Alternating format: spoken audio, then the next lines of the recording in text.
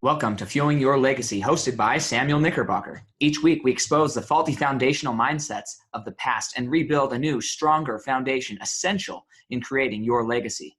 We've got a lot of work to do, so let's get started.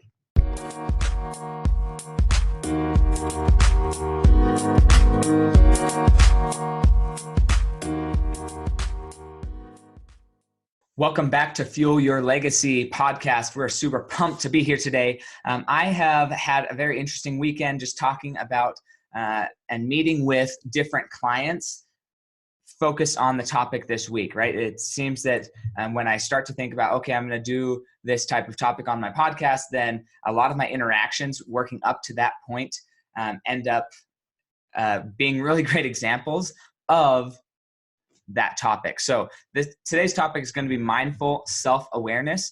And we're going to have this whole week be about that. And then we're going to have our guest, Tristan Chikowski, coming onto our podcast on Friday. So super excited about that. And then we're going to be reviewing a book, which is called Captivate. And I forget the author's name, but I'll have that for you on Wednesday. Going to be awesome, just talking about how to really draw in and interact with people, and really the mechanics, psychological mechanics, and spatial, environmental mechanics of how to win friends and influence people. I'm so super pumped about that, how to maximize your network, how to maximize everything you can do. So definitely make sure you're subscribed to this podcast so you can know exactly when I drop that episode on Wednesday, and then again on Friday with Tristan.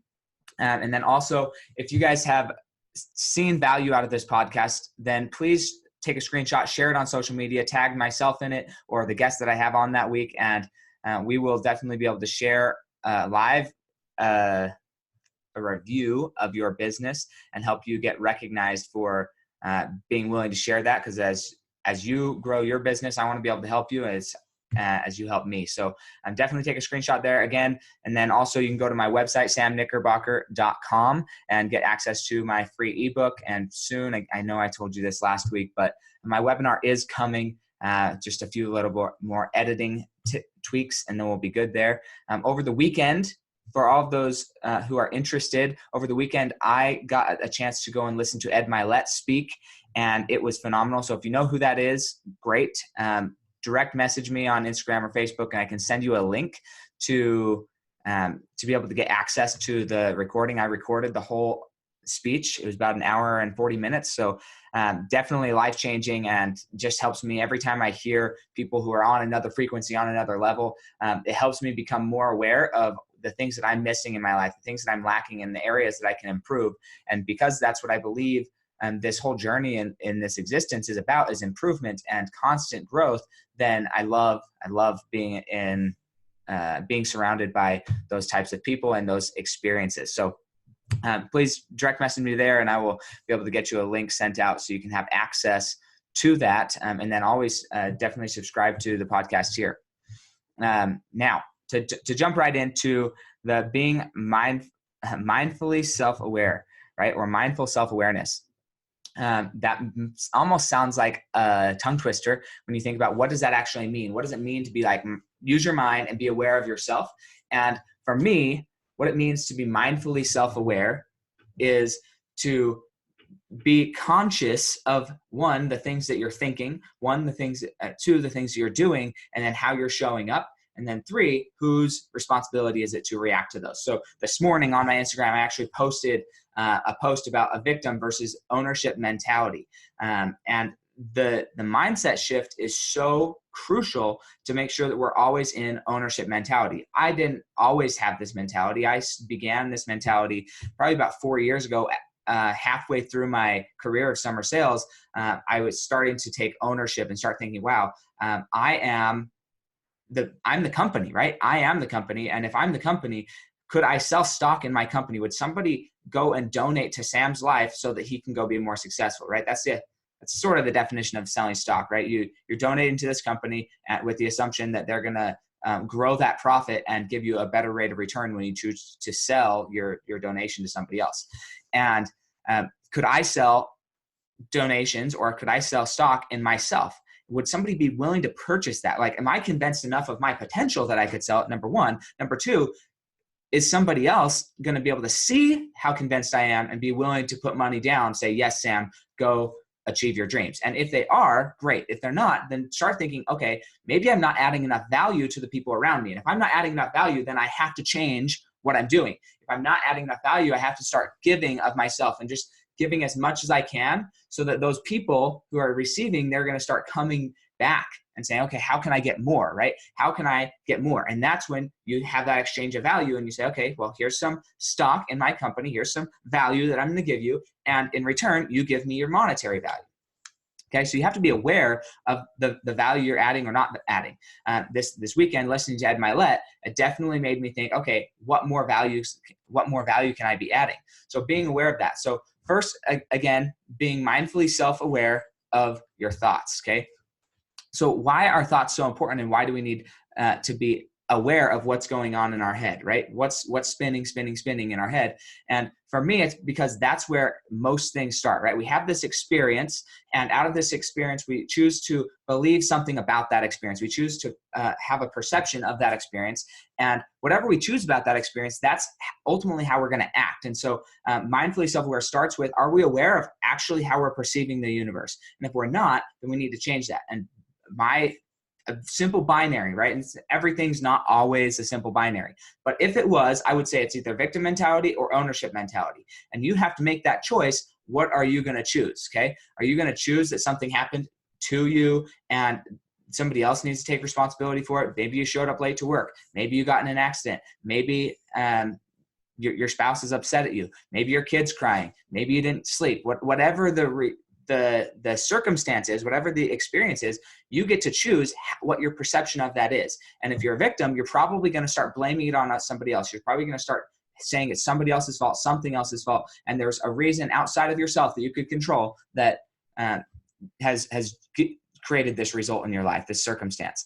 And in my conviction, right, ownership mentality says it doesn't matter what happened to you. It doesn't matter if somebody stabbed you in the chest. It doesn't matter if you got rear-ended at work or rear-ended on your way to work. It doesn't matter if your house burnt down due to an electrical fire that was there or created years ago before you ever bought the house, right? Faulty wiring. It doesn't matter if you have severe illness because of something else that you were exposed to or something that happened to you. It doesn't matter if you lost your legs due to somebody else's actions, right? All of those things, you can choose to blame somebody else and say, well, it's somebody else's fault, or you can choose to take ownership. So you can either choose to be a victim or you can choose to take ownership. If you're going to take ownership, then you're going to say, okay, this happened, okay, XYZ happened, and it's my job and my responsibility, right? It's my ability to respond to actually take care of this, right? And if you give up your ability to respond, if you say somebody else is responsible for it, then you are essentially removing your ability to respond for it. You're losing power over your life. For me, that's not okay. I want absolute power over my life. Okay, so I want to be able to have that responsibility. I want to take responsibility for everything that happens in my life. Now, that doesn't mean I take the fault. It doesn't mean I take the blame. What it means is I'm claiming that I have the ability to respond to whatever happens in my life. That's what responsibility is in my perspective. Okay. So in the topic of this conversation, responsibility means your ability to respond. So if you're going to claim responsibility, then you better actually respond appropriately. Okay. Or at least respond, period, instead of sloughing it off on somebody else. Like, oh, somebody else should respond to this accusation because I don't want to have to respond to it. No, just you take ownership and you choose to respond. So that's the first thing, is in your thoughts. The second thing is in your actions. How are you actually acting, right? Because so all these other things, they happen to you, right? But then are you mindfully aware of how you're acting? Your actions have power behind them. Your actions create a ripple effect, just like somebody else's actions, especially if you're playing victim mentality, somebody else's actions may have impacted you. Well, guess what? Your actions, they definitely have impact to other people. Now, hopefully other people are wise enough not to claim victimhood because of your actions, and they just take responsibility and they choose to construct their environment to either mitigate or enhance your actions and your impact on them, okay, your influence over them. But you have to be mindfully self-aware of what's going on. And sometimes it's hard because you have your own perception of what you're doing, okay? So I tell an experience of how my family, there's 11 of us, we all grew up in the same or very similar, right? Obviously, there's like a 20-year spread between the oldest and the youngest. I think it's actually 18. And so over that time, yes, my parents changed, and yes, the family dynamic changed and all of these things. But as a general rule, we all grew up very similar. Our mom, our dad, they were the same. They're still married. They never got divorced, right? We all are a happy family. And so based on this experience, right, everybody got to choose how they responded to that experience and how they became and who they became out of those experiences, right? And what identities they chose, how they choose to act out of that. So just because something impacts, everybody gets the choice to choose how they're going to respond to that impact. Just like I got to choose how I got to respond to my parents' impact, and some of my sisters or my brothers, they may have responded differently, got something different out of it. Neither is good nor bad. I'm not claiming good or bad on either side. All I'm saying is that they're different, okay? And you, as an individual, you are having an impact on other people, and it's up to you to be aware of how that impact is happening. And for me, specifically with the topic of fuel your legacy is something that you hope that when you're dead and gone, 3 or 4 generations from now, people are still talking about what you purposely planned your legacy to be. Okay. So I asked a good friend and client of mine what her legacy was, and what she thought it was. And she's like, funny question. She actually asked her grandchildren that a few days before I had posed the question to her. And they said, flirt with the waiter and drive fast, right? That is not the legacy that my friend wanted to leave. And so she took that opportunity to then educate and help her family see, okay, this is actually the legacy I want to give. But sometimes we're giving off this information through our actions, and we think we're being perceived or think we're impacting a certain way. But then when we actually request feedback, it's not showing up the same way. And so it's up to you to be mindfully self-aware of how you're showing up.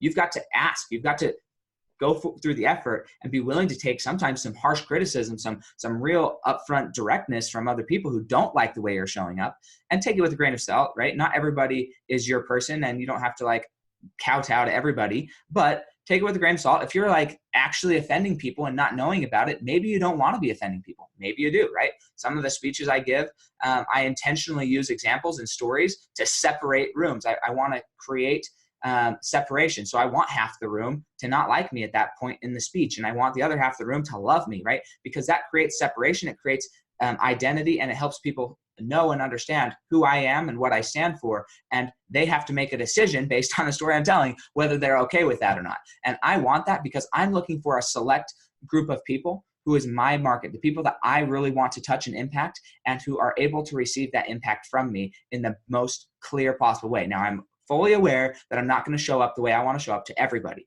And that doesn't stop my feverish desire to know exactly how I'm showing up.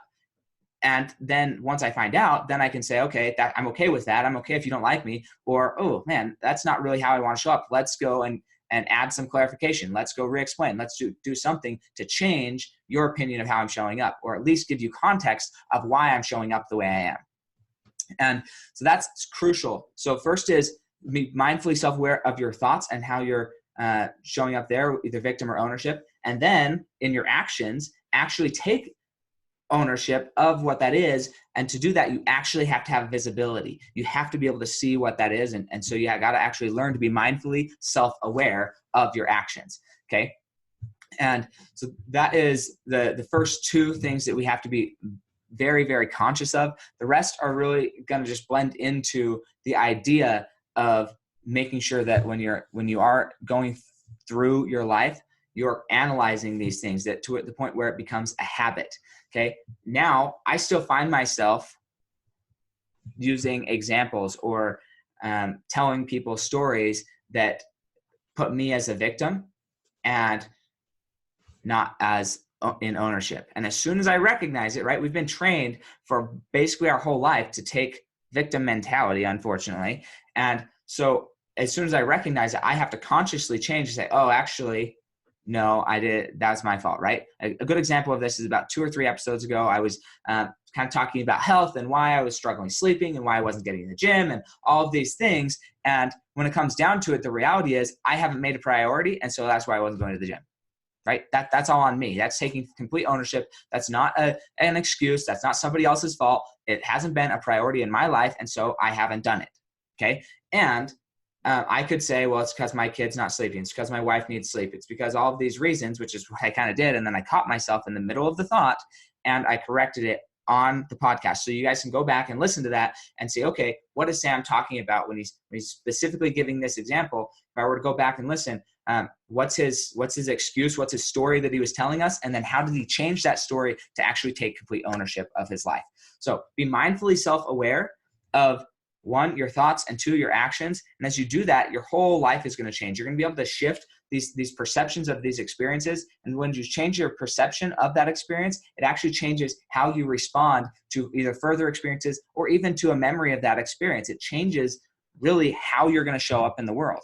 And that's why I think mindful self-awareness is so crucial, especially if you're trying to build a business, especially if you're trying to lead people, especially if you're trying to have a family. You've got to be aware of how you're showing up on all fronts, and you've got to be willing to ask. You have to be willing to ask how you're showing up if you really want to know and really want to get some honest feedback. And sometimes people are still too scared to make you fully aware of how you're showing up. And so as a result of their fear or their timidness, rather than being bold and just telling you, sometimes it's helpful to have some third party like Survey Monkey things go out and say, hey, look, this is anonymous. Nobody's going to know who answered which questions. Please just give me an honest review of what you think about me and how you see me as a leader so that I can improve, right? I'm just here to improve. I don't care what the feedback is. Be as brutally and crucially honest as you can. My goal is to grow and become my best self every day, and I need your feedback to help me accomplish that. So there's a lot of different things. Google questions, there's Survey Monkey, there's Jotforms. Jotforms is another form of being able to find or get information harvested. You can even just go on Facebook, honestly, and just say, hey, here's a few different questions about myself. How do you see me, right? And ask these questions. And yes, you're going to have some people who are super critical and super rude, but for the most part, people are going to honestly answer that. And the nice thing about that is you actually will get an honest feedback of like, okay, where can I improve? And if you're focused on ownership and if you're focused on growth, then you want that. You want to grow. You want to become better every day. And that's what my message is when it comes to fuel your legacy. My legacy is going to be helping people believe in themselves and believe that they can achieve whatever they put their mind to, and that they're worth it, that they have the confidence and the financial foundation necessary to really go and achieve their dreams. And so hopefully that has been helpful. Again, follow the link and subscribe. And then also, if you get the opportunity to take a screenshot and share that on social media, tag me. I'd love a direct message as well. And then you can share a little bit of your story so that when I'm giving you a shout out, I can actually shout out what you do and why you do it. And I'd love to just give you a plug to help other people be directed to you so you can grow your business or your life or whatever it is that you've got going on. I just love to support and help you in any way that I can. So do that. And then also go and give a quick look to samknickerbocker.com and scope out that. And then if you'd be willing, I'd love to hear your reviews about that. You can send those to info@samknickerbocker.com, and I'll be able to get that feedback. And I'd love to just really find out what your thoughts are and how I can improve my website to be more functional for you guys. But as it stands right now, it's pretty awesome. I'm really grateful for the people who've been building it out for me because it's helped me a lot to know and really organize my whole game plan to help and bring forth my message to those around me. So have a wonderful day and happy Monday.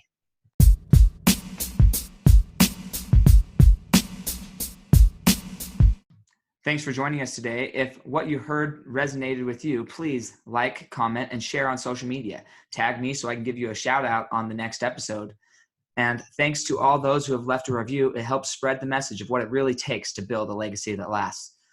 Catch you next time on Fueling Your Legacy.